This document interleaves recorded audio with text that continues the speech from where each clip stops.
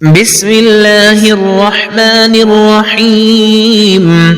اللهم صل على سيدنا محمد وعلى آل سيدنا محمد صلاة تنجينا بها من جميع الأهوال والآفات وتقضي لنا بها جميع الحاجات وتطهرنا بها من جميع السيئات وترفعنا بها عندك أعلى الدرجات وتبلغنا بها أقصى الغايات من جميع الخيرات في الحياة وبعد الممات، إنك مجيب الدعوات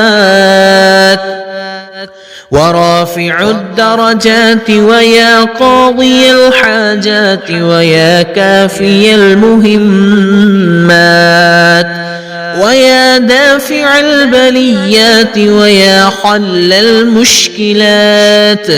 أغثني أغثني أغثني يا إلهي، إنك على كل شيء قدير.